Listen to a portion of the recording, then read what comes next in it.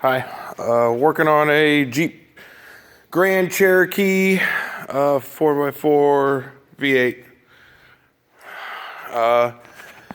When you put it in drive and put it in reverse or back and forth, vice versa, or accelerating from a stop or coming to a stop, and it makes a big clunk in the rear end,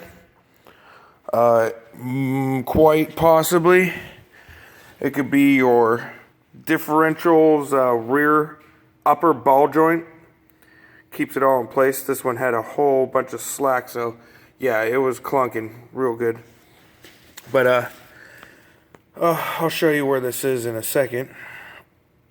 But just so you know, on top of the ball joint, because you can't really get to this and see this because it's behind a frame piece.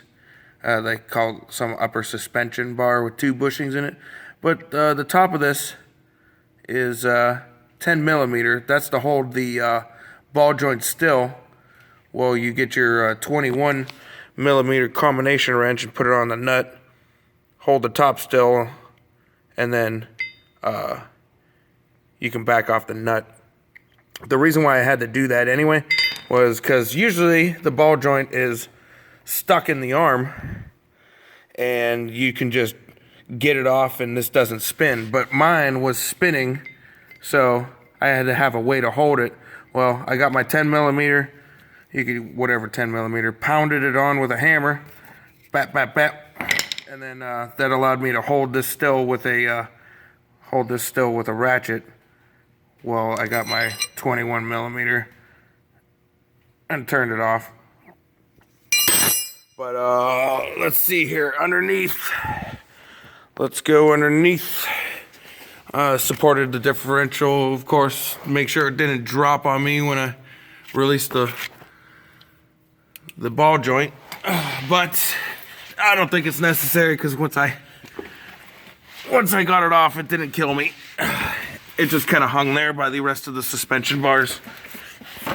So in between the 2 rear tires, you know, you got your big old axle differential carrier right here. And then above that, on top of the differential, is that ball joint that I just showed you. It's got 3 bolts. They're all 21 millimeters. There's not a lot of room to work with up here, especially when you can't get the ball joint out. So I had to actually use combination wrenches with an extension on it to get those 3 out. But let me see what I'm looking at in the picture here. But basically this arm, or her, it was the big old suspension arm that goes side to side underneath the exhaust shields. The other one, you can't see it. Those bushings, you know, while you're under here, check and make sure those are good, because those could cause clunking noises and play in the rear end. That's a 15 millimeter bolt, by the way. So basically, I already got the new one installed. This is just a supplement to help anybody who's experiencing this problem and where it's located at.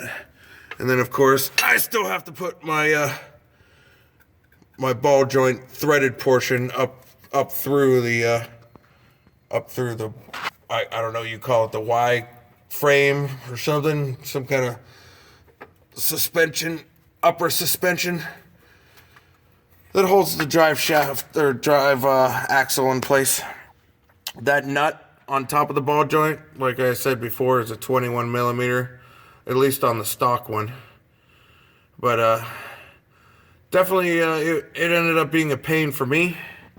So I got good old trusty die grinder here. Good old trusty plug-in die grinder. And I cut that thing in 3 different pieces until I could finally get it out. So hope that helps somewhat.